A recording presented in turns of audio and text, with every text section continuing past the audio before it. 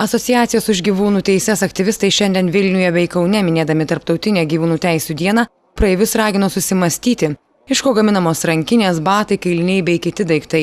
Be to, jog per metus pasaulyje tik dėl maisto nužudoma daugiau nei 58 milijardai gyvūnų. Vilna pieno pramonė tai yra labai žiaurus pramonės ir dažniausiai mes pastebime, kad žmonės nemato ryšio tarp pramonės, tarp gyvūno ir realiai tarp maisto, kurį jie valgo. Tarkim, žmonės valgo veršieną ar ten valgo kotletą kavinėje kažkur, jie gyvenime nesusimąsto apie tai, kas tai yra iš tikrųjų.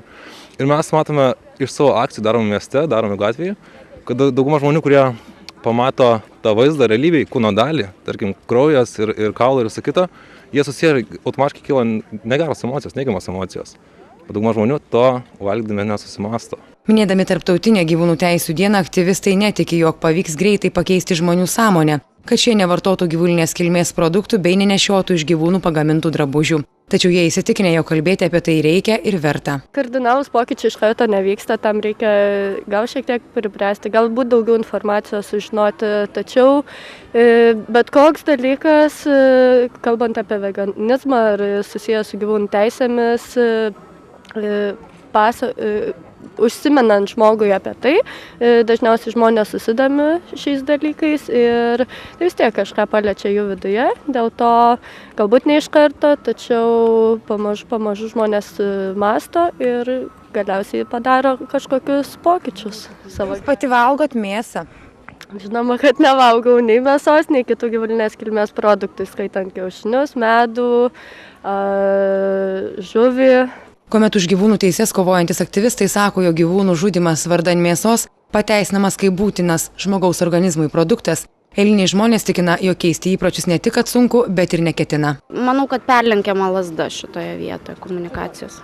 Todėl, kad labai daug žaidžiama, labai daug emocijomis žmonių, bet iš tiesų, ar tikrai negalima valgyti tos mėsos, jeigu gyvūnai auginami tinkamomis sąlygomis.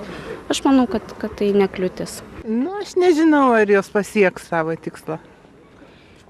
Todėl, kad čia jau susiklostė tą tradiciją šimtmečius ir pakeisti kažką tai sunku. Galima pasakyti, kad vergystė taip pat buvo tradicinis dalykas.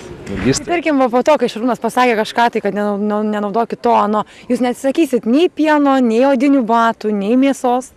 Ne. Todėl, kad mes taip užaugom, taip pripratom, taip dabar mums kažką tai keisti, nežinau.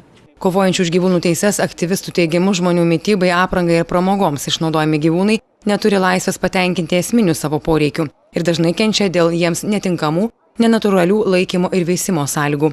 Lietuvoje Tarptautinė gyvūnų teisių diena minima nuo 2005 metų.